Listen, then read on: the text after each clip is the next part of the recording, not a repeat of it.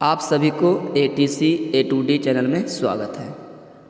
आज आपके बीच लेकर आया हूँ लौकिक संस्कृत। लौकिक संस्कृत का इतिहास 1000 ईसा पूर्व से 500 ईसा पूर्व मानी जाती है। यह प्राचीन भारतीय आर्य भाषा है। उसके बाद हम चर्चा करेंगे लौकिक संस्कृत की विशेषताएं पर, जो आपको MA के फर्स्ट सेमेस्टर में क्वेश्चन पूछे जाते हैं। तो इसका जवाब आपको इस तरह से आप दे सकते हैं।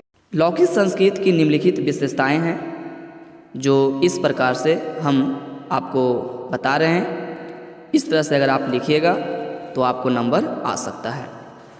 पहला पॉइंट में आप लिख सकते हैं, प्राचीन भारतीय आर्य भाषा का दूसरा रूप संस्कृत है।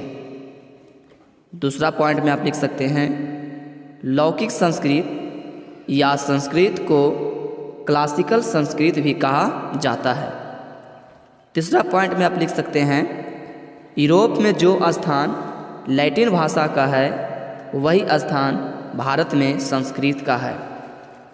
चौथा पॉइंट में आप लिख सकते हैं, गुप्त काल में संस्कृत यानी लौकिक संस्कृत की सर्वाधिक उन्नति हुई थी।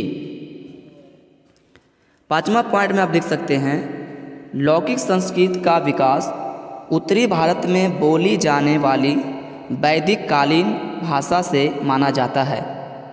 छठा पॉइंट में आप लिख सकते हैं, लौकिक संस्कृत लगभग 8वीं शताब्दी ईसा पूर्व में इसका प्रयोग साहित्य में होने लगा था। सातवां पॉइंट में आप लिख सकते हैं, लौकिक संस्कृत में ध्वनियों की संख्या केवल 8 है। आठवां पॉइंट में आप लिख सकते हैं, लौकिक संस्कृत की विशेषता ही उसे वैदिक से पृथक यानी अलग करती है। नौवां पॉइंट में आप लिख सकते हैं, लौकिक संस्कृत में स्वरों की संख्या बहुत कम है। 10वां पॉइंट में आप लिख सकते हैं, लौकिक संस्कृत में लट लकार का प्रयोग समाप्त हो गया है। 11वां पॉइंट में आप लिख सकते हैं, लौकिक संस्कृत में उपसर्ग धातु से जुड़े हैं।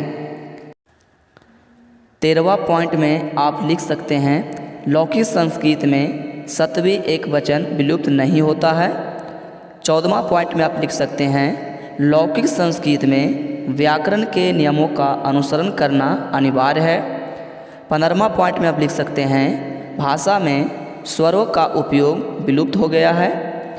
16वां पॉइंट में आप लिख सकते हैं, संगीतात्मक शब्दों के स्थान पर बलात्मक शब्दों का प्रयोग आरंभ हो गया है।